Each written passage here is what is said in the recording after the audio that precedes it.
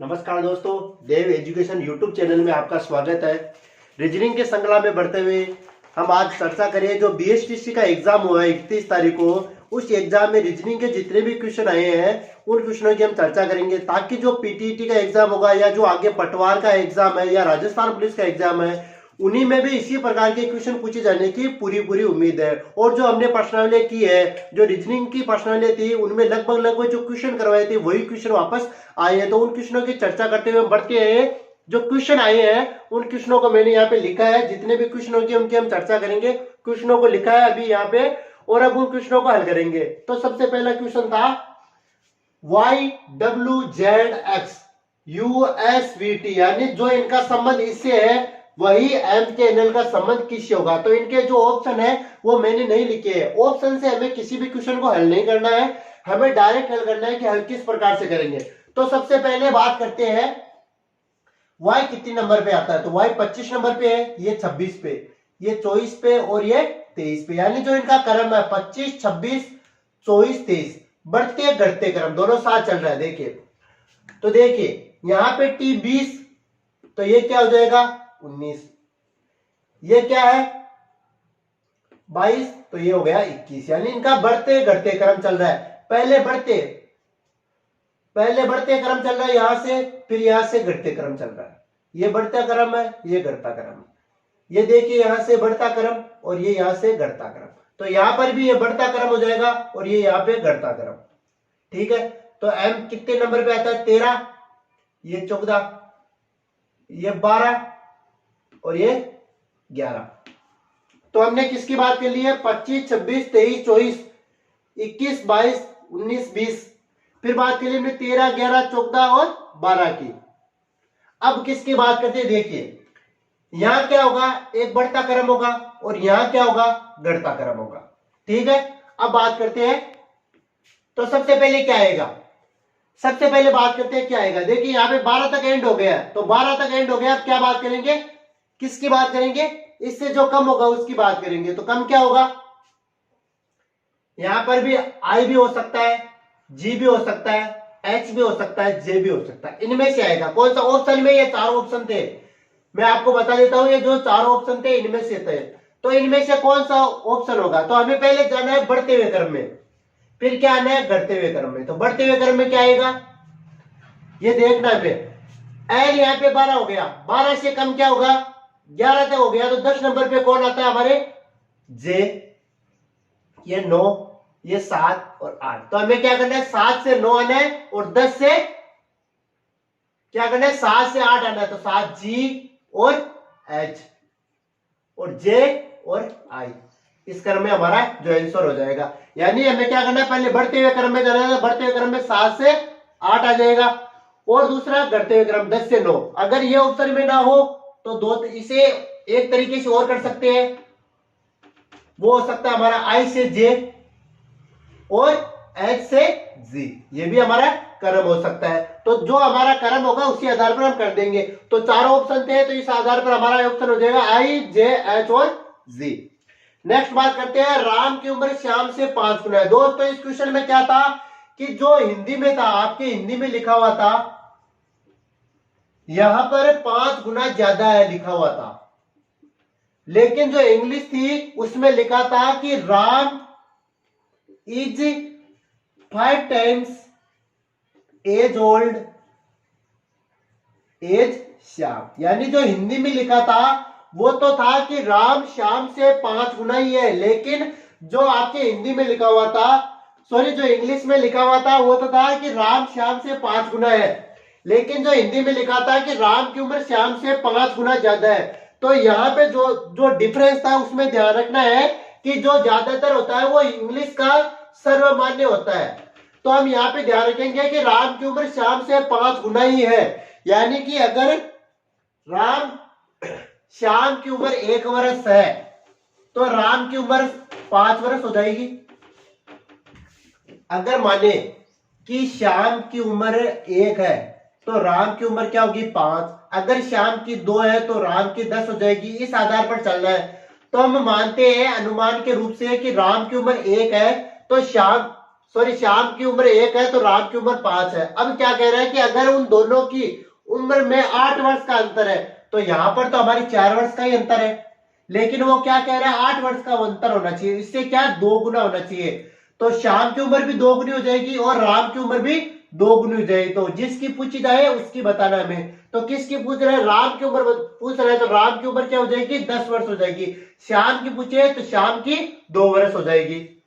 आगे next question है 1 8 27 के समान है। अब देखिए 1 क्या है, 1 का क्यूब 1, 2 का क्यूब 8, 3 का क्यूब 27, यानी कि संख्या का क्यूब हो रहा है। तो यहाँ पे कौन सी संख्या है जिनमें क्यूब हो रहा है, तो यहाँ देखिए यहाँ पे 4 का क्यूब, 5 का क्यूब और 6 का क्यूब यहाँ हो रहा है। तो हमारा आंसर हो जाएगा ए सही। इसके बाद में चर्चा करते हैं गाजर खाद्य पदार्थ सब्जियों को कौन सा चित्र निरूपित करेगा। तो हमारा जो क्वेश्चन है ये वेन आरेख से संबंधित क्वेश्चन है। जिस प्रश्नावली की यहाँ पे चर्चा हो रही है उसकी हमने पढ़ाई कर ली है। वेन आरेख से संबंधित किस प्रकार के क्वेश्चन बनेंगे इनके भी हमने चर्चा कर ली है। तो यहाँ बताना है कि गाजर खाद्य पदार्थ सब्जियां, तो सबसे इन तीनों में कॉमन चीज है कि खाद्य पदार्थ। खाद्य पदार्थ क्या है, सब्जियां भी खाद्य पदार्थ है, गाजर भी खाद्य पदार्थ है। दूसरी चीज क्या है, कॉमन सब्जियां। तो सब्जियां है, सब्जियों में क्या होती है, जितनी भी गाजर होगी वो क्या होगी, सब्जियां होगी, और जितनी भी सब्जियां है वो खाद्य पदार्थ है। तो सबसे पहले खाद्य पदार्थ, जितने भी खाद्य पदार्थ में आएंगे वो सब्जियां आ जाएगी, और जितने भी गाजर है वो सब्जियों में आ जाएगी। तो जो डायग्राम बनेगा वो इस प्रकार से बनेगा, गाजर, सब्जियां और खाद्य सामग्री। तो इस प्रकार से जो हमारा वेन आरेख बन गया है। ध्यान रखना है वेन आरेख से संबंधित भी 2-3 क्वेश्चन पूछे गए थे बीएसटीसी में, जो हमारे लिए बहुत इंपॉर्टेंट है। वेन आरेख हमने करा ली, आपको कंप्लीट करा दिया है। और जो ये आयु से संबंधित है इसकी प्रश्नावली की हमने चर्चा नहीं की है। आगे क्वेश्चन की बात करते हैं, चक्रवात का संबंध प्रति चक्रवात से है। तो चक्रवात क्या होता है, चक्रवात होता है गर्म हवाओं का प्रवाह, चक्रवात कहलाता है। यानी कि जब दूर से स्थानों की ओर जो गर्म हवाएं चलती है तो उसे क्या कहते हैं, चक्रवात कहते हैं। जबकि प्रति चक्रवात क्या होता है कि इसमें क्या है, मौसम साफ रहता है और हवाएं ठंडी चलती है, यानी इनका ऑपोजिट हो रहा है। इसमें क्या गर्म हवाएं चल रही है, इसमें क्या है ठंडी हवाएं चल रही है। ये दूर से स्थानों की ओर चलते हैं, ये स्थानों से दूरवों की ओर चलती है। इसमें ठंडी हवाएं है, इसमें ठंडी हवाएं, इसमें गर्म हवाएं। तो इसका जो संबंध हो रहा है वो ऑपोजिट हो रहा है। तो बाढ़ का संबंध किससे होगा, बाढ़ का संबंध होगा सूखा से संबंधित होगा। तो इस प्रकार से हमने 5 क्वेश्चनों की चर्चा कर ली है। अब आगे क्वेश्चनों की चर्चा करते हैं। नेक्स्ट क्वेश्चनों की चर्चा कर रहे हैं। जो पिछले क्वेश्चन की बात की थी वो वेन आरेख पे संबंधित था। अब नेक्स्ट क्वेश्चन भी वेन आरेख से संबंधित आ गया है। कबूतरों, पक्षियों, कुत्तों के संबंध में सही चित्र है। तो दोस्तों जितने भी वेन आरेख से संबंधित क्वेश्चन बन सकते थे मैंने आपसे चर्चा कर चुका हूं। और अभी जो वेन आरेख से संबंधित 2 क्वेश्चन यहाँ आ गए हैं, तो मैं आपको बार बार बोल रहा हूँ वेन आरेख और मेकिंग सीरीज बहुत इंपॉर्टेंट है। उसकी जो क्लास है वो रेगुलर आप देखते रहिए, और जितने भी आप प्रैक्टिस कर सकते हैं, जितना भी आप प्रैक्टिस कर सकते हैं उसकी कीजिए। तो प्रैक्टिस करने से ही आपको क्वेश्चन जल्दी सॉल्व हो पाएंगे। तो यहाँ पे बताया गया कबूतरों और पक्षियों और कुत्तों के संबंध में सही चित्र है। तो देखिए जितने भी कबूतर होंगे वो सारे क्या होंगे, पक्षी होंगे, लेकिन जितने भी कुत्ते होंगे वो सारे जानवर होंगे। तो इन दोनों का आपस में कोई संबंध नहीं है, यानी पक्षियों का और जानवरों का आपस में संबंध नहीं है। तो जितने भी कबूतर होंगे वो सारे क्या होंगे, पक्षी होंगे, यानी जितने भी कबूतर होंगे वो क्या होंगे, सारे पक्षी होंगे। लेकिन कुत्तों का संबंध जानवर से है, लेकिन यहाँ दोनों भी जानवर की चर्चा नहीं की है, तो यहाँ पे कुत्तों का डायग्राम अलग बनेगा। तो वेन आरेख इस प्रकार से बन गया कि एक भाग दूसरे भाग का हिस्सा है लेकिन तीसरा भाग अलग है। नेक्स्ट क्वेश्चन की बात करते हैं। ये जो है हमारे सरलीकरण से संबंधित क्वेश्चन है, बोर्डमास के नियम पर आधारित है। इसमें कहा गया है कि भाग का मतलब इंटू है, यानी जहां पे भी भाग का साइन है वहां पे इंटू का साइन करना है। तो यहाँ पे भाग का साइन है, हमने क्या किया, यहाँ पे इंटू का साइन कर दिया। फिर जहां पे भी मल्टीपल का साइन है वहां पे माइनस करना है। मल्टीपल का साइन यहाँ पे है तो यहाँ पे क्या करना है, माइनस करना है। फिर जहां पे प्लस का साइन है वहां पे मल्टीपल करना है, प्लस के साइन पे क्या करना है, मल्टीपल करना है। और जहां माइनस का है वहां पे क्या करना है, डिवाइड करना है। तो माइनस का साइन कहां पे है, माइनस का साइन यहाँ पे था तो यहाँ पे डिवाइड करना है। इस प्रकार से हमारे पास एक नया क्वेश्चन बन गया है।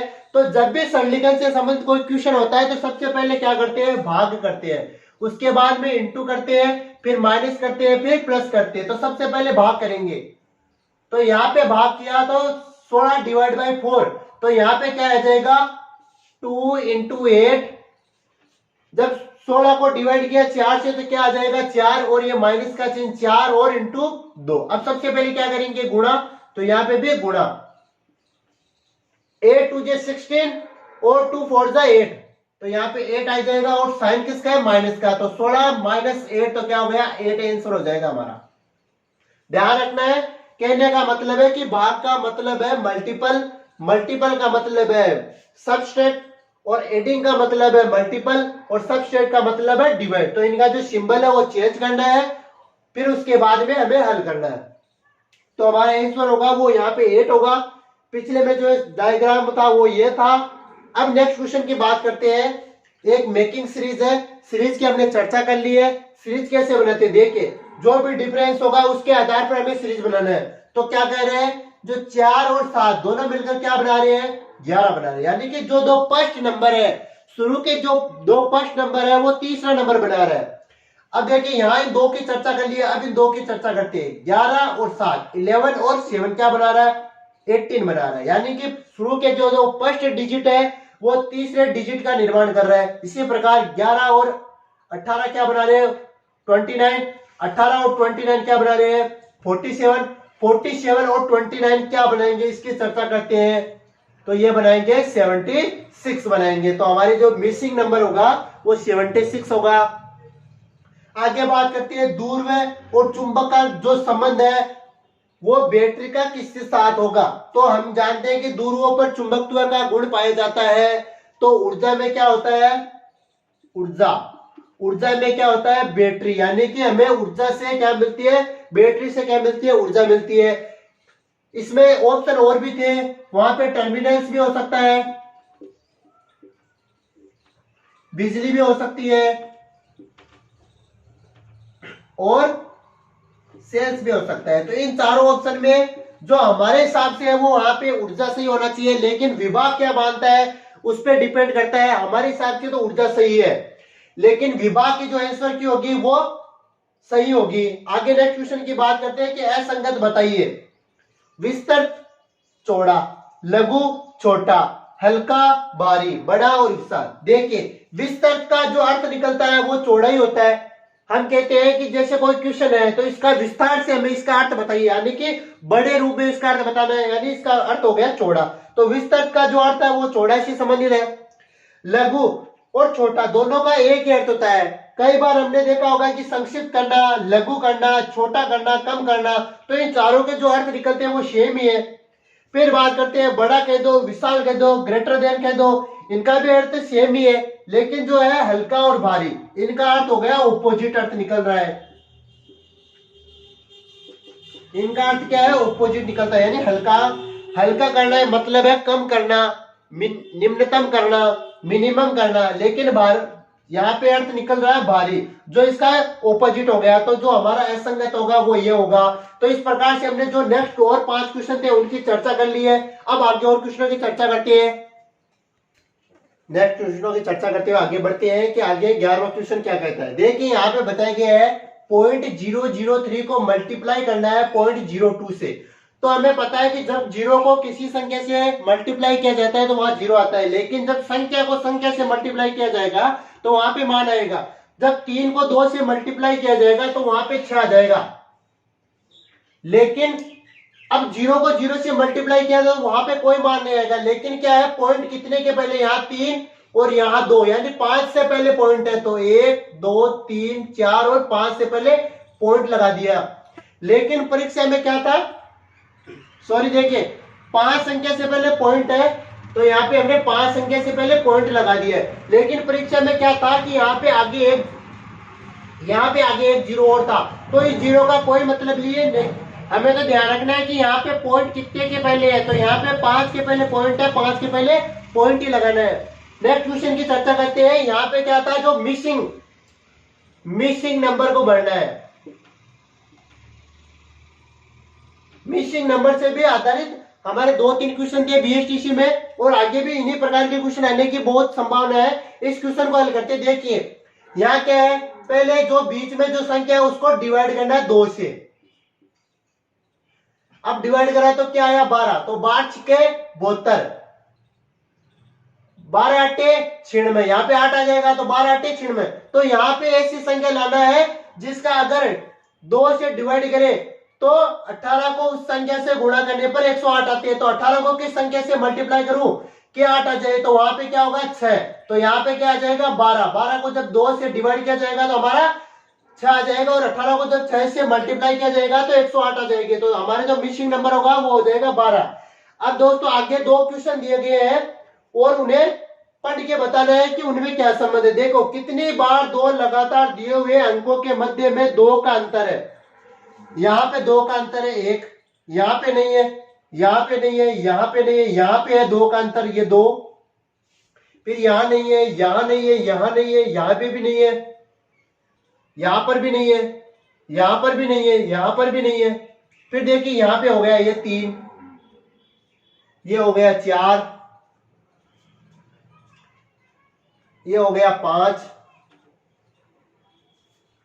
यहाँ पे 5 जगह हमारे जो है डिफरेंस 2 का आ रहा है। एक बार वापस देख लेते हैं, देखिए यहाँ पे डिफरेंस 2 का है, फिर यहाँ नहीं है, यहाँ पर भी नहीं है, यहाँ पर भी नहीं है, यहाँ पर भी नहीं है, यहाँ पर डिफरेंस आ गया हमारे 2 का, फिर यहाँ पे 4 का डिफरेंस है, यहाँ पे 5 का, 4 का, 3 का, 4 का, 4 का डिफरेंस, 1 का डिफरेंस, 1 का डिफरेंस, 4 का डिफरेंस, 6 का डिफरेंस, फिर यहाँ पे 2 का डिफरेंस आ गया, यहाँ पर भी हमारे 2 का डिफरेंस है, फिर यहाँ पे देखिए 0 का डिफरेंस है, यहाँ पे 4 का डिफरेंस है, यहाँ पर भी 4 का डिफरेंस है, लेकिन यहाँ पे 2 का डिफरेंस है, तो फिर ये भी हो गया। फिर आगे देखिए यहाँ पे भी एक डिफरेंस और हो रहा है, यानी कि जो हमारे 6 स्थान ऐसे है जहां पे डिफरेंस 2 का हो रहा है, तो हमारा जो आंसर होगा वो 6 हो जाएगा।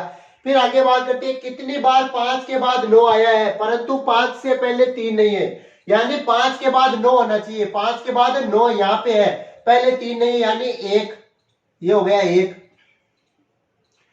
फिर देखिए 5 के बाद 9 है लेकिन 3 आ गया, ये नहीं होगा, 5 के बाद 9 है लेकिन 5 से पहले 3 नहीं है, ये 2।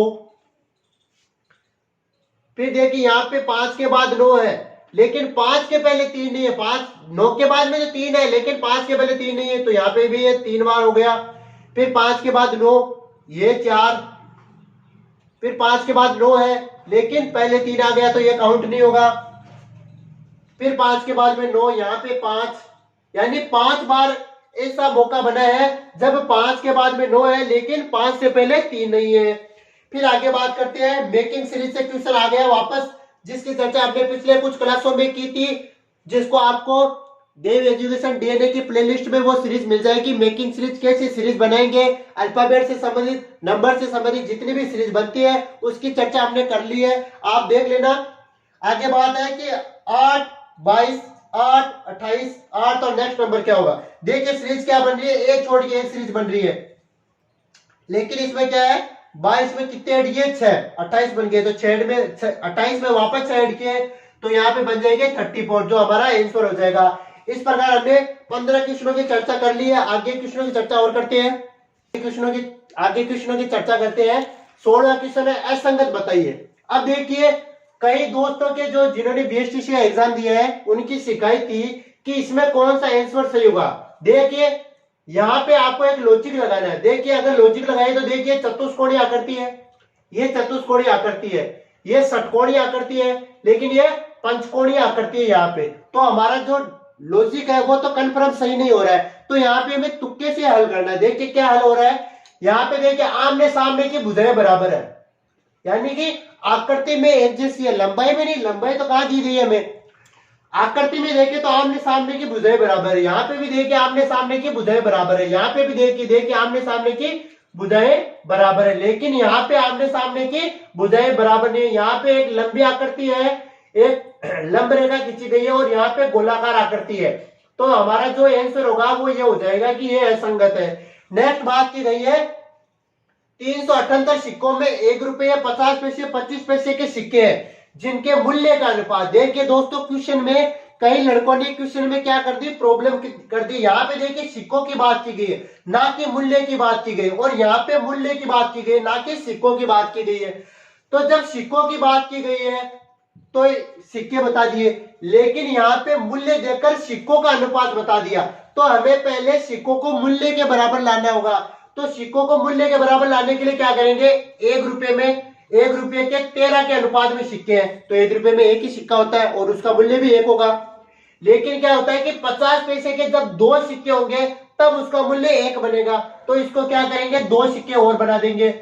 25 पैसे के जब 4 सिक्के होंगे तब मूल्य 1 बनेगा, तो इसको भी मल्टीपल 4 करेंगे, तो नया अनुपात क्या हो जाएगा, 13:22:28, और अनुपातों का योग हो जाएगा 63। लेकिन क्या कह रहा है प्रश्न में, अनुपातों का योग 63 नहीं है, अनुपातों का योग 378 है, 378। तो जब 63 को 378 बनाने के लिए क्या करेंगे, 6 से मल्टीप्लाई करेंगे। जब 6 से मल्टीप्लाई इसे करेंगे तो सभी को भी 6 से मल्टीप्लाई करेंगे। लेकिन हमें क्या करना है, 50 पैसे के सिक्के बताना है, तो 22 को जब 6 से मल्टीप्लाई करेंगे तो हमारा जो आंसर होगा वो 132 आंसर होगा। जब हम मैथ की क्लास पढ़ेंगे तो उसमें मैं आपको विस्तार रूप से बताऊंगा कि क्यों इसको 6 से मल्टीप्लाई किया, क्यों सिक्कों में बदला, क्यों मूल्य में बदला। लेकिन अभी अब टाइम कम है, उसकी वजह से मैं आपको डायरेक्ट उत्तर बता रहा हूं। नेक्स्ट क्वेश्चन की चर्चा कर रहे हैं कि किसी कोड भाषा में स्टाइल को डिकोड किया गया है UVZJC, फिर ब्लंट को कोड डिकोड किया गया है DNVLR। तो हमें बताना है कि जो MOULD है उसको किस आधार पर डिकोड करेंगे। तो हम जब अल्फाबेट से आधारित कोई भी क्वेश्चन होगा, अल्फाबेट टेस्ट होगी, जो आपको मैंने बता चुका हूं, प्लेलिस्ट में जाके देख लेना। आप स्टाइल को देख स्टाइल को कैसे चेंज करेंगे, S 19 नंबर पे, T 20 नंबर पे, Y 25 नंबर पे, L आता है 12 नंबर पे और E आता है 5 नंबर पे। U किस नंबर पे आता है, U 21, ये 22, ये 26 और ये C 3 पे आता है और J आता है 10 नंबर पे। क्या सीरीज बन रही है, +2, फिर +2, फिर +1, फिर -2 और -2। तो इसी प्रकार +2, +2, +1, फिर -2 और -2 सीरीज क्या बनेगी। M के कितने नंबर पे आता है, 13 नंबर पे, तो +2 ऐड करेंगे तो बन जाएगा O 15 पे, O आता है 15 पे, +2 17 पे Q, फिर आता है U के नेक्स्ट V, फिर L से 2 कम J और D से 2 कम B। तो हमारा जो आंसर होगा वो होगा OQVJB। आगे बात करें 19वें क्वेश्चन की। 18 क्वेश्चन तो हमने यहाँ पे व्हाइट बोर्ड पे लिख के कर लिए हैं। क्वेश्चन क्या है, बड़े आ रहे हैं, तो क्वेश्चन जब मैं बोर्ड पे लिखूंगा तो बहुत ज्यादा टाइम वेस्टेज होगा, तो इसलिए मैंने क्वेश्चन अपने हाथ में ले रखे हैं पेपर में। अब उनको हल करते हैं, देखिए किस प्रकार से हल करते हैं कि 19वां क्वेश्चन है वो डायरेक्शन से संबंधित है। तो जब भी डायरेक्शन का कोई क्वेश्चन हो तो 4 डायरेक्शन बना लेनी चाहिए हमें, ये उत्तर, ये दक्षिण, ये पूर्व और ये पश्चिम।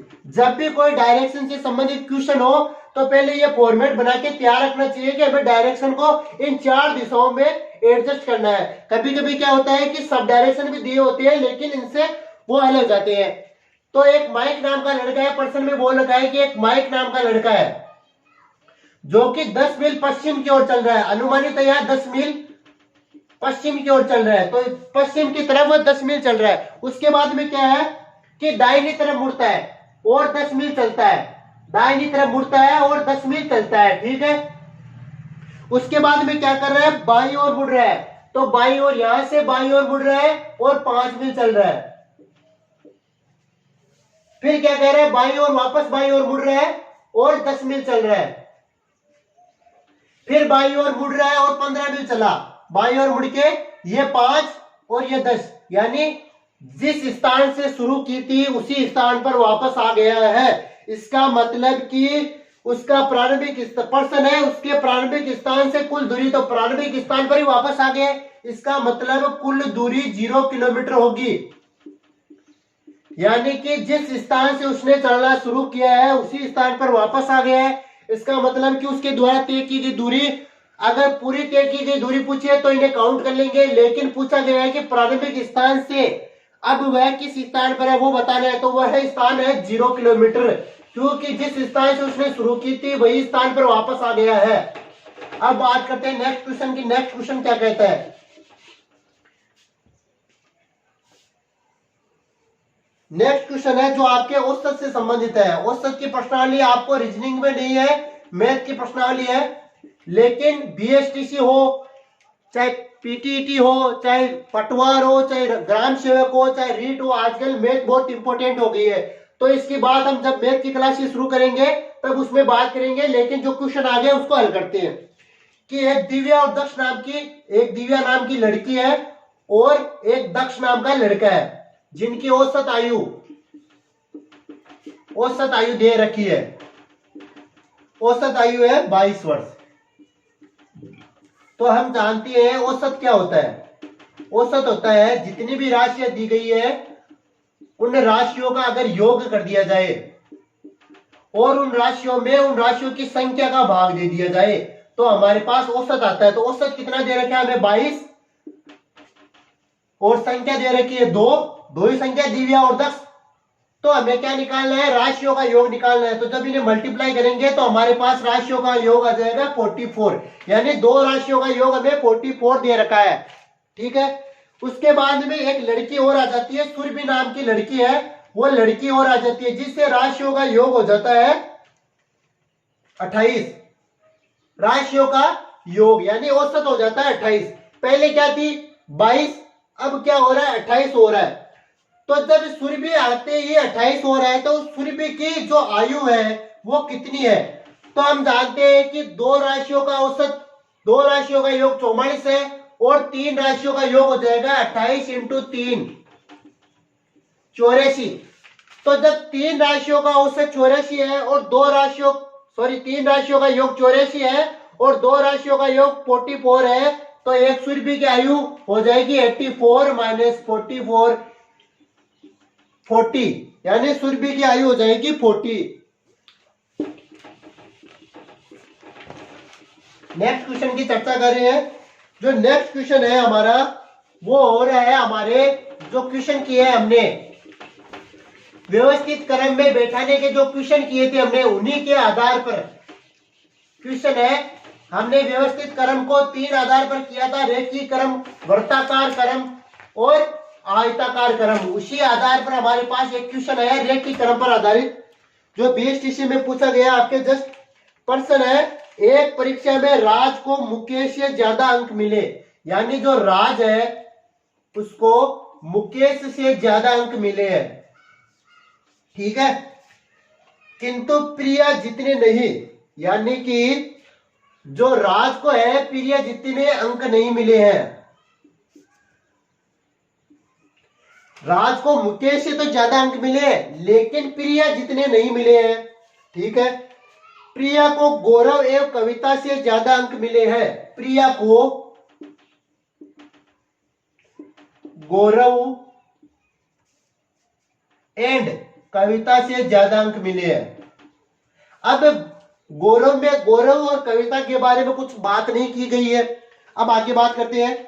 परंतु उसके अंक इन पांचों में से सबसे कम नहीं है। जो गौरव के अंक है इन पांचों में से सबसे कम नहीं है, तो इसका मतलब है कि सबसे कम कविता के हो गए और कविता से ज्यादा हमें गौरव के पता है, यानी इससे पता चल रहा है कि कविता से ज्यादा अंक गौरव के हैं। तो प्रश्न पूछ रहा है कि इस व्यवस्था में दूसरे स्थान पर कौन है? तो सबसे पहले स्थान पर है प्रिया, तो दूसरे स्थान पर कौन हो गया? राज, यानी हमारा जो आंसर होगा वो होगा राज। अब नेक्स्ट क्वेश्चन है जो हमारा 22वां क्वेश्चन है, वो क्वेश्चन है ब्लड रिलेशन से संबंधित। और ब्लड रिलेशन से जितने भी प्रकार के क्वेश्चन आपके आ सकते हैं और जितने एग्जाम में आए हुए हैं उन सभी प्रकारों को ध्यान में रखते हुए ब्लड रिलेशन की जो प्रश्नावली आपके कंप्लीट हो चुकी है। अब देख के प्रश्न बताता हूं आपका क्या प्रश्न है कि एक लड़की है जो एक लड़के का परिचय करा रही है।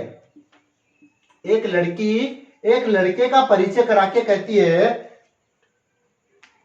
कि जो ये लड़का है ये मेरे मामा, यानी इसके मामा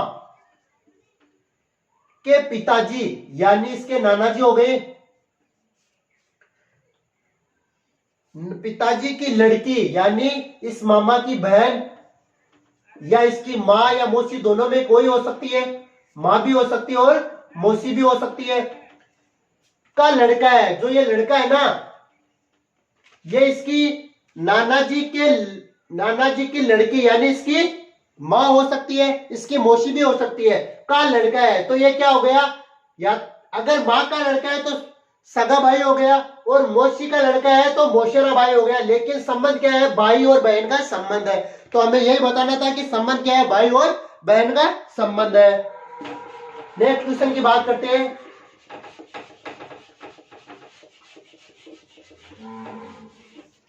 तेईसवां क्वेश्चन है हमारे नेक्स्ट।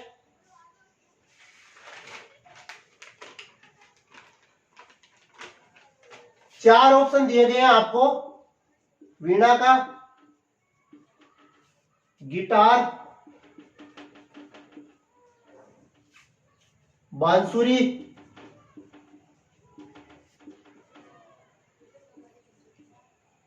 और सारंगी। अब जो ये प्रश्न है इसमें बताना है कि बेमेल छांटिए,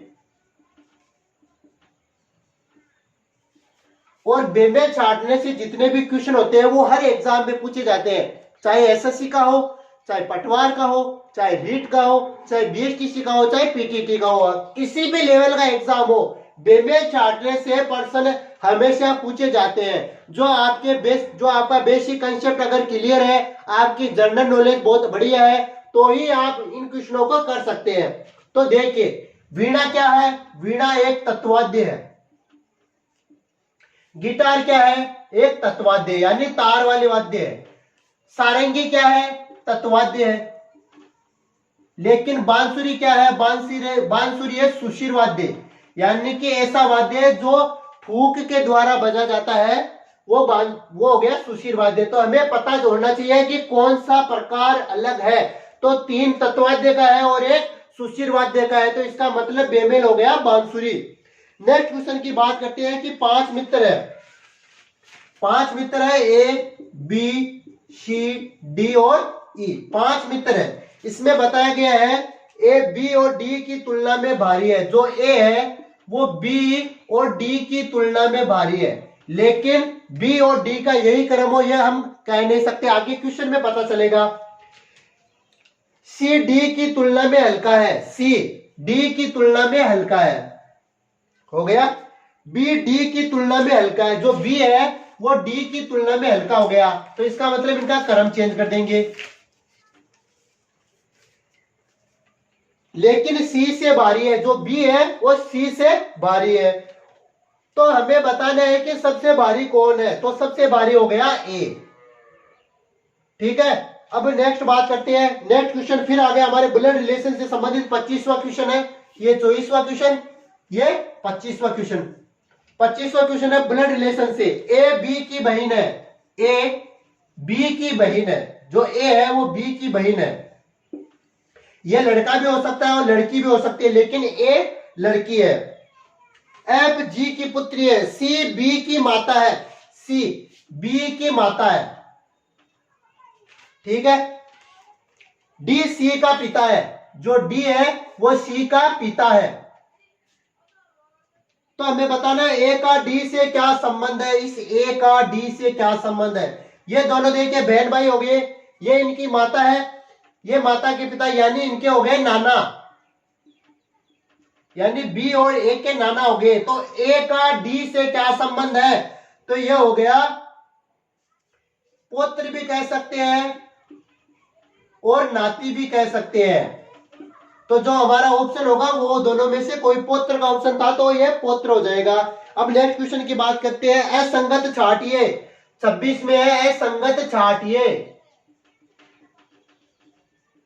ऑप्शन है हमारे पास द्वीप, दूसरा ऑप्शन है तट, तीसरा ऑप्शन है प्रायद्वीप और चौथा ऑप्शन है नकलिस्तान। देखिए द्वीप क्या होता है, द्वीप उस स्थान को कहते हैं जो चारों ओर से पानी से घिरा हुआ हो, द्वीप हो गया। तट क्या कहते हैं? किसी नदी के किनारे या समुद्र के किनारे को तट कहते हैं। प्रायद्वीप क्या होता है? प्रायद्वीप होता है जो केवल 3 ओर से ही पानी से घिरा होता है और एक ओर से वह स्थल से घिरा होता है। लेकिन नकलिस्तान एक स्थान है जहां पर पानी से कोई संबंध नहीं है, यानी चारों ओर से केवल स्थान से घिरा हुआ है नकलिस्तान। तो इन तीनों में पानी का संबंध है, लेकिन इस नकलिस्तान में पानी का संबंध नहीं है। तो नकलिस्तान अलग हो गए इन चारों में। आगे बात करते हैं असंगत की, और असंगत से संबंधित क्वेश्चन है जो हमारा 27वां क्वेश्चन है। वो कह रहा है कि लौंग, दालचीनी, काली मिर्च और चौथा है खुबानी। तो इन चारों में से असंगत क्या है? तो लौंग क्या है? मसाला है, हम घरों में यूज करते हैं, इसको डेली यूजेज में होता है, एक गृहिणी हमेशा यूज करती है इसे लौंग को। दालचीनी को भी एक मसाले के रूप में यूज किया जाता है। काली मिर्च को तो आप सभी जानते हैं, काली मिर्च को यूज करते हैं मसाले के रूप में। लेकिन जो खुबानी है वो इन तीनों में मसालों से अलग है। तो इस प्रकार हमने 27 क्वेश्चन कर लिए हैं, उसमें लगभग ज्यादातर क्वेश्चन है वो बेमेल छांटने से संबंधित है, जो आपके बेसिक नॉलेज पे डिपेंड करते हैं। अगर आपका बेसिक नॉलेज बढ़िया है तो आप कम से कम 5-6 क्वेश्चन तो एकदम इजीली जो बेमेल छांटने से संबंधित है आसानी से कर सकते हो। और जो शेष क्वेश्चन है आपके व्यवहारिक से संबंधित है, दिशा से संबंधित है, ब्लड रिलेशन से संबंधित है, और भी जो क्वेश्चन है आपके नंबर सीरीज है, अल्फाबेट सीरीज है, अल्फाबेट टेस्ट है, इस इन प्रकार के जो क्वेश्चन आए हैं आपके, उन सभी क्वेश्चनों को आपको बोर्ड पर अच्छी तरीके से करवाया हुआ है। जितने भी प्रकार के क्वेश्चन बन सकते हैं उन सभी क्वेश्चनों की चर्चा हमने एक बार बोर्ड पर कर चुके हैं। अब नेक्स्ट क्वेश्चनों की बात करते हैं जो अल्फाबेट सीरीज से संबंधित है। 28वां क्वेश्चन 28वां क्वेश्चन कहता है कि बेट को 23 लिखा गया है, तो केट को क्या लिखा जाएगा? देखिए, बेट को 23 लिखा गया, 23 किस प्रकार से लिख सकते हैं? अगर इस B2, A1 और T20 पर, यानी तीनों का योग कितना होता है? 23। तो इसका भी योग क्या हो जाएगा? 24। यानी कि हमारा जो आंसर होगा वो होगा 24। यानी अल्फाबेट को नंबर में ट्रांसफर करना है, यानी जो अल्फाबेट का सीरीज नंबर है, अल्फाबेट का जो सीरीज नंबर है उनके आधार पर क्वेश्चन को सोल्व करना था। अब बात करते हैं 28 क्वेश्चनों की चर्चा कर ली हमने, 29वें क्वेश्चन की चर्चा करते हैं कि एक चिड़ियाघर में हिरण और मोर है। एक चिड़ियाघर दिया गया है और उसमें हिरण और मोर है। अब चिड़ियाघर में तो कई जानवर हो सकते हैं, लेकिन केवल हमें ध्यान रखना है हिरण और मोर का ध्यान रखना है। हिरण और मोर का ध्यान रखना है, ठीक है। अगर उनके सिरों की चर्चा की जाए, यानी हिरण के भी एक सिर होता है, मोर के भी एक सिर होता है, यानी टोटल सिरों की संख्या है हमारे पास 80 है। लेकिन अगर पैरों की बात की जाए तो पैरों की संख्या है 200, ठीक है। तो हमें बताना है कि कितने मोर है, मोर की संख्या बतानी है। तो कुछ नहीं करना है, 200 में से डायरेक्ट लेस कर दो, क्या आ गया? 120। किन से बताने हैं? मोर के बताने हैं। मोर के कितने पैर होते हैं? 2 से डिवाइड कर दो, कितने आ गए आंसर? 60। अगर 60 मोर है तो हिरण कितने होंगे? 20। अब अगर आपको क्वेश्चन चेक करना हो, अगर 20 हिरण है तो इनके 4 पैर यानी 80, 60 मोर है तो उनके 2 पैर यानी 120, टोटल कितने हो गए? 200। ऑप्शन से भी इनको हल कर सकते हैं। नेक्स्ट क्वेश्चन की चर्चा करते हैं।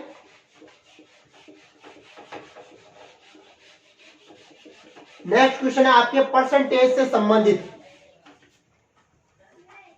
परसेंटेज से संबंधित क्वेश्चन है जो आपका है 30 क्वेश्चन है आपका। 30 नंबर क्वेश्चन है कि गुंजन अपने वेतन का 75% खर्च करती है, खर्चा हो रहा है 75%, और बचत है 1500 रुपये। तो उसकी मासिक आय बताना है, उसकी आय बताना है हमें। देखिए जब भी इस प्रकार का क्वेश्चन हो तो आपको कम से कम 4 या 5 तरीके से आपको क्वेश्चन बता सकता हूं किस प्रकार से करना है। अगर खर्चा 75% है तो बचत कितनी होगी? 25%। ठीक है, खर्चा 75% है, बचत 25% है, तो आय कितनी होगी? 100%। अगर 25% बराबर हमें दिया गया है, 25% बराबर हमें दिया गया है 1500, तो 1% बराबर क्या होगा? 60, तो 100 बराबर हो गया 6000। एक तरीका ये हो गया। दूसरा तरीका बताता हूं आपको। 25% को क्या लिख सकते हैं हम? 1/4। देखिए 25/100 यानी 1/4। ठीक है, अब हमें 1 बराबर दिया गया है 1500, तो 4 बराबर क्या होगा? 6000। दो तरीके हो गए।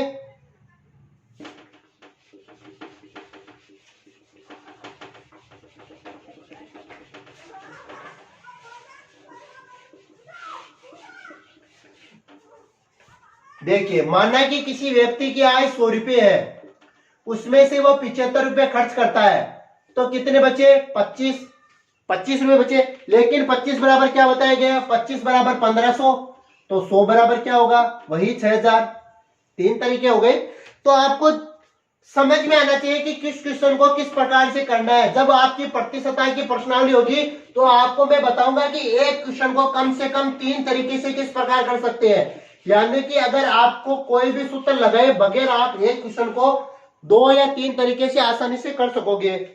नेक्स्ट क्वेश्चन की बात करते हैं, 31 क्वेश्चन पे आते हैं। मेकिंग सीरीज से संबंधित है 31 क्वेश्चन। मेकिंग सीरीज से, जो हमारी पिछली प्रश्नावली थी वो मेकिंग सीरीज से संबंधित थी। क्वेश्चन है 2, 5, 9, 19 और 37, और नेक्स्ट नंबर क्या होगा वो बताना हमें। देखिए क्या कह रहा है, देखिए यहाँ पे 2 का स्क्वायर प्लस 1 क्या हो गए? 5। यानी कि हम यहां इसे इस प्रकार भी लिख सकते हैं 2 × 2 + 1, यानी क्या करें? इंटू 2 + 1। यहां पे भी क्या करेंगे? इंटू 2 - 1, यानी एक बार इंटू 2 + 1, एक बार इंटू 2 - 1। यहां पे भी इंटू 2 + 1, और यहां हो जाएगा इंटू 2 - 1। तो यहां क्या होगा? इंटू 2 + 1, तो ये क्या हो जाएंगे? 75। नेक्स्ट बात करते हैं, रिक्त स्थानों की पूर्ति कीजिए, जो कि मेकिंग सीरीज से ही संबंधित है। प्रश्न क्या है? SCD TEF UGH, एकदम इजी क्वेश्चन है। देखते ही इसका उत्तर आ जाना चाहिए आपको। WKL STUVW CDEFGH IJK और L। सीरीज बन गई, क्रमवार सीरीज है, बढ़ते क्रम में सीरीज है। आगे बात करते हैं कैलेंडर से संबंधित। कैलेंडर से संबंधित आपको अभी प्रश्नावली करवाई नहीं गई है, लेकिन जब भी कैलेंडर से संबंधित आपकी प्रश्नावली आएगी तो आपको बेसिक कंसेप्ट को क्लियर करते हुए आपको ट्रिकली बताया जाएगा कि कैलेंडर को चुटकियों में हल कैसे करते हैं। जब भी कैलेंडर से संबंधित कोई सवाल होगा तो आपको चुटकियों में हल करना सिखाया जाएगा। इसमें बताया गया है 1 अक्टूबर को सोमवार है, तो 20 तारीख के 3 दिन बाद यानी 23 तारीख को कौन सा वार होगा। अब देखिए, अगर हमें पता हो, अगर हमें कैलेंडर की प्रश्नावली नहीं आती है, मान लीजिए किसी भाई को या किसी बहन को कैलेंडर की प्रश्नावली नहीं आ रही है, तो क्या करेगा वो? 1 अक्टूबर को सोमवार है, उसी आधार पर गिनते हुए 8 तारीख को वापस सोमवार आ जाएगा, फिर 15 तारीख को, यानी 7 दिन बाद वही दिन रिपीट होगा, ये हम जानते हैं। तो 1 तारीख को सोमवार है, 8 तारीख को भी सोमवार होगा, 15 तारीख को भी सोमवार होगा और 22 तारीख को भी सोमवार होगा। तो 23 तारीख का मतलब है मंगलवार। ये तो हो गया एक बेसिक कंसेप्ट है कि किसी को भी अगर कैलेंडर के बारे में जानकारी नहीं है तो वो इस आधार पर कर लेगा। अगर किसी को कैलेंडर के बारे में जानकारी होगी तो वो क्या करेगा? अगर एक ही महीना यानी महीना एक हो, ईयर एक हो, लेकिन तारीख अलग अलग हो, तो क्या करेगा? तारीखों का डिफरेंस 22 डिवाइड बाय 7, क्योंकि एक सप्ताह में 7 ही दिन होते हैं।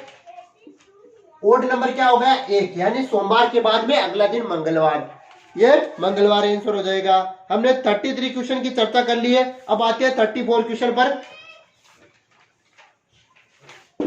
34 क्वेश्चन एक 2-3 क्वेश्चनों के साथ है 34 क्वेश्चन। इसमें एक थ्योरी दी गई है, उस थ्योरी के बारे में आपको बता देता हूं मैं पहले कि क्या कह रहा है थ्योरी, कि एक विधेयक प्रस्तावित हो रहा है। उस विधेयक में टोटल लोग है 2878 लोग हैं। अब उसमें मेन कितने हैं? मेन है 1652, तो वुमेन कितनी होगी?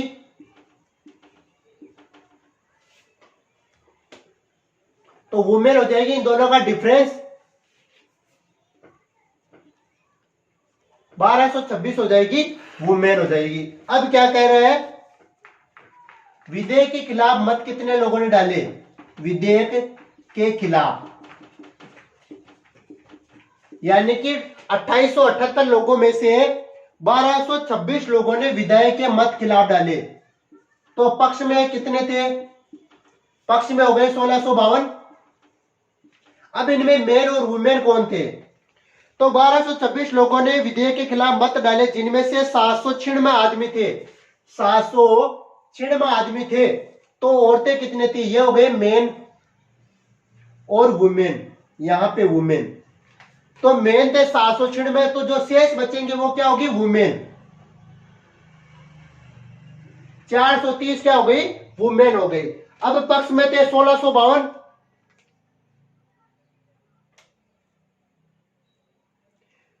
अब पक्ष में बता रहे हैं 1425 लोगों ने, 1425 लोगों ने मत के हित में पक्ष में दिया मत, यानी 2878 लोगों में से 1425 लोगों ने पक्ष में दिया, 1226 लोगों ने विपक्ष में दिया, और जो असमंज दुविधा में थे वो कितने हैं?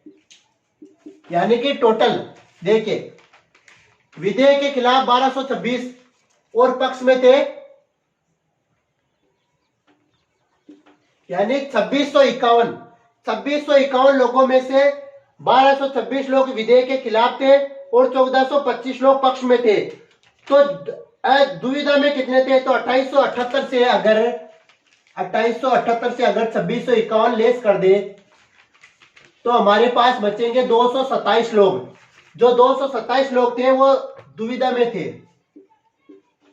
प्रश्न क्या कह रहा है? 106 इनमें से 196 औरतें थे, वुमेन थी 196। तो मेन कितने थे? मेन थे 31। अब प्रश्न क्या कह रहा है? कितनी औरतें प्रस्ताव के हित में नहीं थी, यानी विधेयक के खिलाफ कितनी औरतें थी? 430। तो हमारा डायरेक्ट आंसर हो गया। नेक्स्ट क्वेश्चन है, कितने आदमी दुविधा में थे? कितने आदमी दुविधा में थे? 31। कितने औरतों ने विधेयक के हित में मत दिया? पक्ष में 1425 है।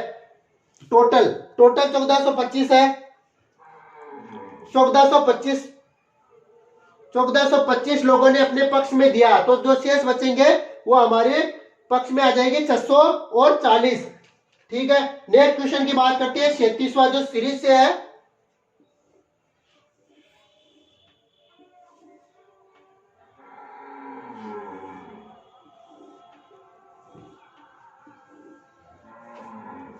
ये थे हमारे 34 से 36। अब बात करते हैं 37वें क्वेश्चन की।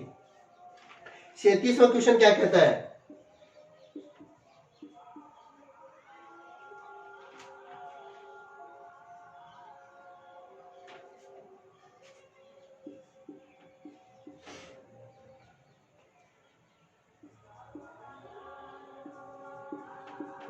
देखिए, अगर यहां पे 2 से मल्टीप्लाई कर दूं मैं,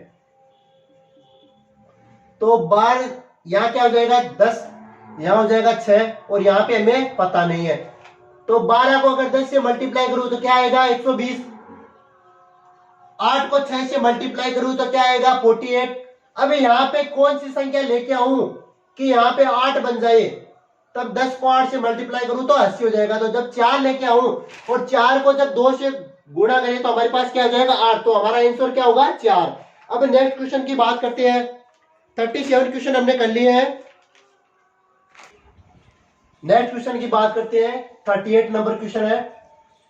इस क्वेश्चन में बताया गया है एक पासा के बारे में बताया गया पासा। तो हम जानते हैं कि पासा पर क्या क्या अंक निरूपित रहते हैं, 1 2 3 4 5 और 6। आपने पासा खेला भी होगा। तो जब हम पासे को उछालते हैं तो या तो एक आ सकता है या 2 3 4 5 6, इन 6 में से केवल एक अंक आता है एक बार उछालने पर। लेकिन प्रश्न कह रहे हैं कि सम संख्या आने की प्रायिकता क्या है। सम संख्या ये भी है, ये भी है और ये भी है, यानी कि अब 6 में से 3 आने की संभावना है। जब 6 में से 1 आने की संभावना हो तब हम क्या करते हैं 1/6। लेकिन यहाँ क्या कह रहा है कि तीनों में से कोई सा भी अंक आ सकता है, यानी 3/6। 3/6 को हम 3 से डिवाइड करेंगे तो यहाँ पे हो जाएगा 1/2 आंसर। तो हमारी प्रायिकता क्या हो जाएगी 1/2। नेक्स्ट क्वेश्चन है 39 कि 4 दर्जन संतरों की कीमत, 4 दर्जन संतरों की कीमत दी गई है और जो कि है 160 रुपीज। लेकिन हमें पूछा क्या गया है केवल 3 संतरों की। तो हमें पहले पता होना चाहिए कि 1 दर्जन बराबर कितने संतरे होते हैं। तो 1 दर्जन बराबर 12 संतरे, तो 4 दर्जन बराबर 48 संतरे। तो हमें बताया गया 48 बराबर 160, यानी 48 संतरों का मूल्य 160 रुपए है। तो 3 संतरों का मूल्य क्या होगा, तो हो जाएगा 160 डिवाइड बाय 48 मल्टीप्लाई बाय 3। तो 3 से जब डिवाइड करेंगे इसे तो ये हो जाएगा 16 से, और 16 को जब 160 से डिवाइड करेंगे तो हमारा आंसर हो जाएगा 10 रुपीज, यानी 3 संतरों का मूल्य 10 रुपए हो गया। अब हम इसे दूसरे तरीके से भी ज्ञात कर सकते हैं कि जब 4 दर्जन संतरों की कीमत 160 है तो केवल एक संतरे की वैल्यू एक संतरे की वैल्यू निकाल सकते हैं, फिर उसको 3 से मल्टीप्लाई करके भी हल कर सकते हैं। तो किसी भी तरीके से हल करो, हमारा आंसर आना चाहिए। नेक्स्ट क्वेश्चन की बात करते हैं कि कैलेंडर से संबंधित हमारा नेक्स्ट क्वेश्चन है। कैलेंडर से संबंधित बीएसटीसी के पेपर में 2 क्वेश्चन आ चुके हैं। तो अब हम जो क्लास लेंगे अब नेक्स्ट क्लास उसमें कैलेंडर की भी चर्चा करेंगे। आपके अभी तक कैलेंडर की प्रश्नावली नहीं हुई है, हम कैलेंडर की प्रश्नावली आपको जल्द अवेलेबल करा देंगे।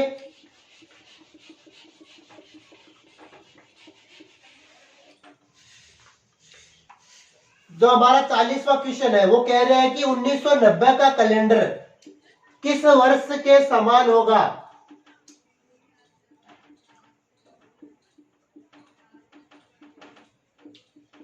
तो हम जानते हैं कि वर्ष को 2 भागों में बांटा गया है। एक तो होता है साधारण वर्ष, एक होता है लीप वर्ष या अधिवर्ष बोल सकते हैं, जिसमें एक दिन अधिक हो, अधिवर्ष बोल सकते हैं। तो सामान्य वर्ष में क्या होता है 52 सप्ताह और 1 दिन एक्स्ट्रा होती है। लेकिन उसमें क्या होता है अधिवर्ष में 2 दिन एक्स्ट्रा होते हैं। तो जब 1990 की कैलेंडर की बात करेंगे तो 1990 सामान्य वर्ष है, उसमें 1 दिन एक्स्ट्रा होगा। 1991 में भी 1 दिन एक्स्ट्रा होगा। लेकिन 1992 जो हमारा लीप वर्ष है उसमें क्या होंगे 2 दिन एक्स्ट्रा होंगे। 90 91 92 93 में भी क्या 1 दिन एक्स्ट्रा, 94 में भी 1 दिन एक्स्ट्रा, 95 में भी 1 दिन एक्स्ट्रा। अब हम क्या करेंगे जब भी हमारा कैलकुलेशन 7 होगा वहीं रुक जाएंगे। 1 2 2 2 4 5 6 और 7, हमारा कैलकुलेशन यहाँ 7 हो गया। तो जो 96 होगी 1996, तो 1996 का कैलेंडर 1990 के समान ही होगा। नेक्स्ट क्वेश्चन की बात करते हैं।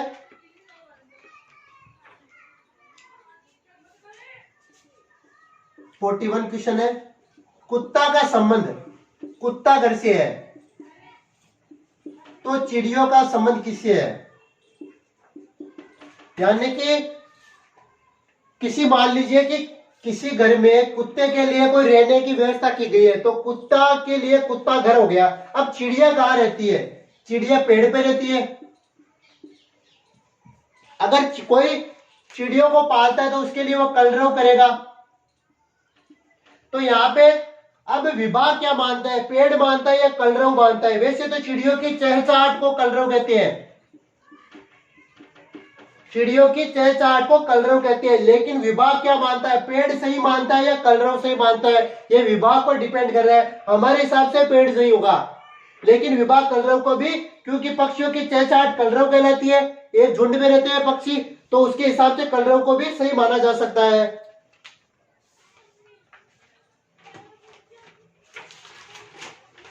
नेक्स्ट क्वेश्चन की बात करते हैं। नेक्स्ट क्वेश्चन की बात कर रहे हैं कि जो ये आकृति दी गई है, आकृति मैंने बना रखी है। आकृति में क्या कहा है कि जो वर्त है वो शक्तिशाली पुरुष को बता रहा है। जो ये वर्त है वो शक्तिशाली पुरुष को बताता है, ठीक है। वर्ग बताता है उच्च पुरुष को, जो ये वर्ग है वो बता रहा है उच्च पुरुष को। और जो त्रिभुज है वो बता रहा है सैनिक अधिकारी को।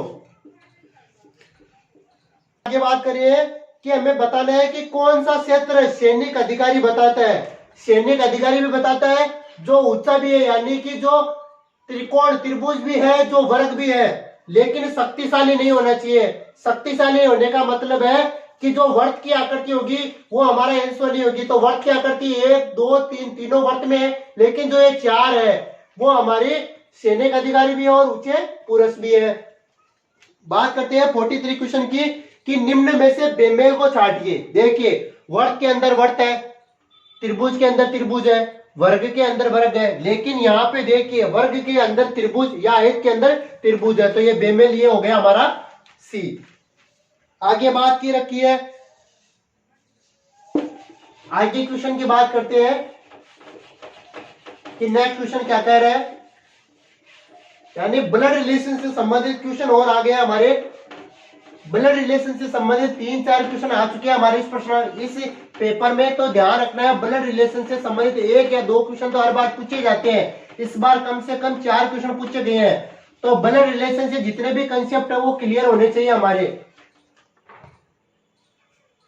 दीपक नाम से पता चल रहा है कि रवि का भाई है, दोनों पुरुष पुरुष है, दोनों में क्या संबंध है, भाई का।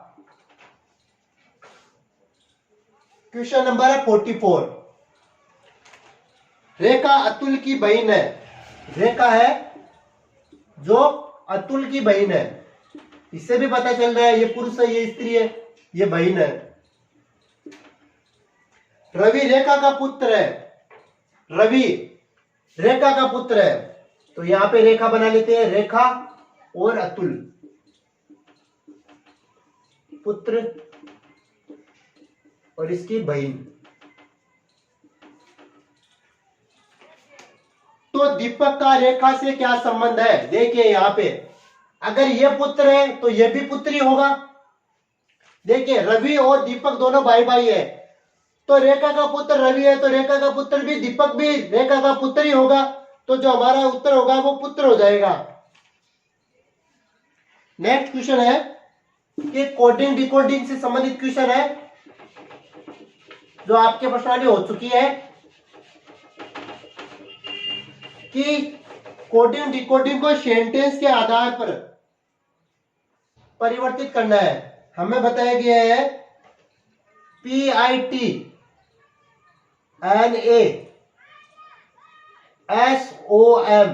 का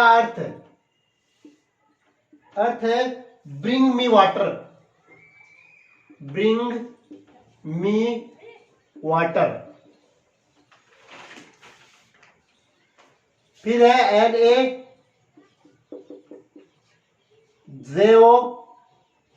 NaJOTOD और इसका अर्थ है वाटर इज लाइफ,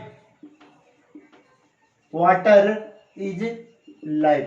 और लिनकेट JO LIN लिन और केट और इसका अर्थ है life and health, life and health.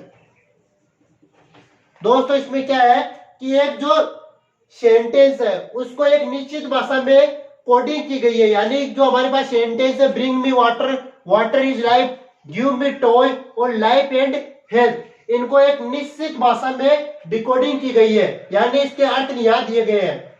तो हमें देखना है कि किस शब्द के कौन से अर्थ है। तो यहाँ पे ब्रिंग मी वाटर का एक सीधा सा अर्थ ये नहीं है पिट ना सोम, ये अर्थ नहीं है, इसको तो कोडिंग किया गया। हमें पता करना है कि किस शब्द का कौन सा अर्थ है। तो हमें इज के बारे में बताना है कि इज का क्या अर्थ है। तो सबसे पहले इन दोनों में कॉमन क्या है, इन दोनों में वाटर कॉमन है। तो इन दोनों में क्या है, इन दोनों में एन ए कॉमन है। तो वाटर का अर्थ हो गया एन ए। फिर देखिए इन दोनों में क्या कॉमन है, इन दोनों में लाइफ कॉमन है। तो इन दोनों में क्या कॉमन है, इन दोनों में जो कॉमन है। तो जो का अर्थ हो गया लाइफ। ठीक है, वाटर का अर्थ आ गया हमारे पास, लाइफ का अर्थ आ गया एन ए, और जो दोनों अर्थ निकल गए तो टी ओ डी हो गया हमारा। इसका आंसर हो जाएगा टी ओ डी, जो हमारा इसका आंसर हो जाएगा। नेक्स्ट बात करते हैं, हमारे सरल ब्याज से संबंधित क्वेश्चन है।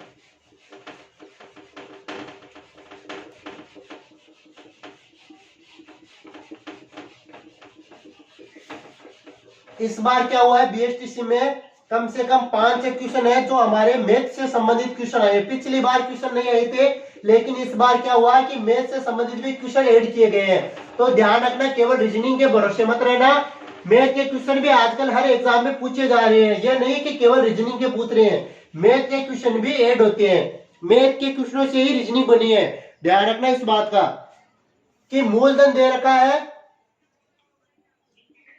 6,300 रुपए और रेट दे रखी है 7.5% और समय, मूलधन दे रखा है 3,600, रेट है 7.5%, समय है 2 वर्ष और 4 माह, और हमें बताना है सिंपल इंटरेस्ट बताना है, यानी साधारण ब्याज बताना है। तो साधारण ब्याज का सूत्र क्या है,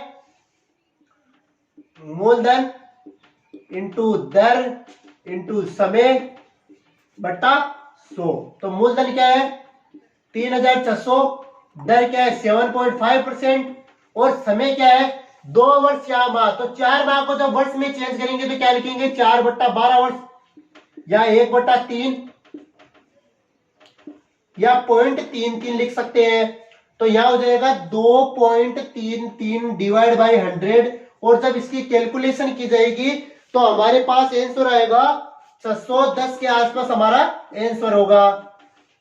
ठीक है, नेक्स्ट क्वेश्चन है रेलगाड़ी से संबंधित 47 नंबर क्वेश्चन पे आ चुके हैं हम।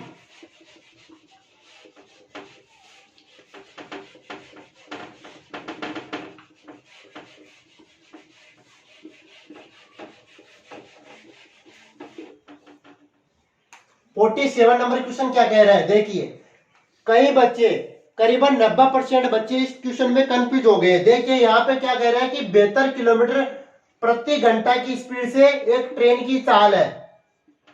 ठीक है, और प्लेटफार्म की लंबाई दी गई है 250 मीटर। यहाँ पे तो दिया गया है किलोमीटर प्रति घंटा और यहाँ पे दिया गया है मीटर। तो हम क्या करेंगे, मीटर में निकालने के लिए इसे क्या करेंगे, इसे भी मीटर प्रति सेकंड में बदलेंगे। तो जब किसी भी किलोमीटर को मीटर प्रति सेकंड में बदलते हैं तो 5/18 से मल्टीप्लाई करते हैं, ये तो हो गया मीटर प्रति सेकंड में बदलना। और जब किलोमीटर प्रति घंटा में बदलना हो तो 18/5 से गुणा करते हैं। तो हमें क्या करना है, मीटर प्रति सेकंड में बदलना है। तो हम क्या करेंगे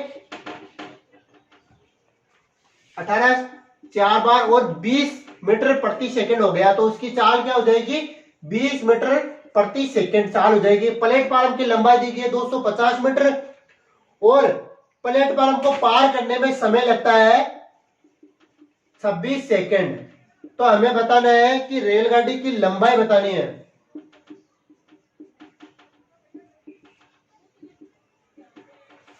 तो हम अगर हमें समय का सूत्र याद है या चाल का सूत्र याद है तो हम इसे इजीली कर सकते हैं। तो समय का सूत्र होता है दूरी बटा चाल।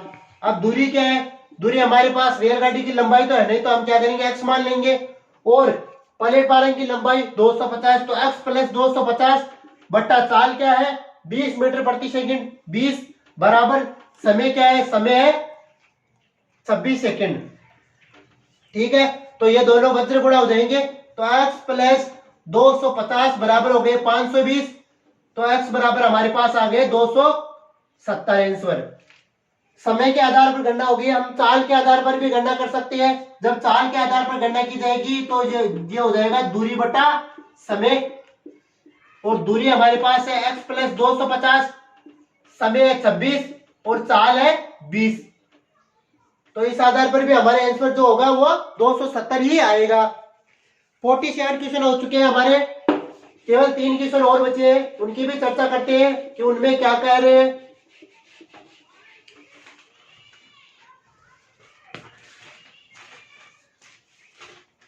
फोर्टी 48 क्वेश्चन है जो हमारे बैठक व्यवस्था से संबंधित है।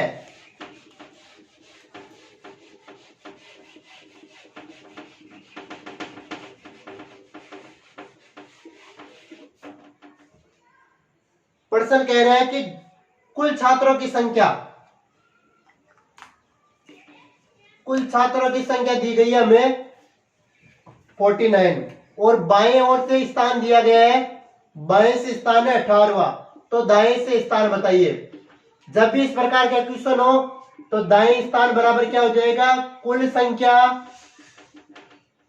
माइनस बायां प्लस 1, तो कुल संख्या 49 माइनस 18 प्लस 1, तो ये हो गया हमारे पास 32 आंसर। नेक्स्ट क्वेश्चन है असंगत छाटिए। धर्मयुद्ध,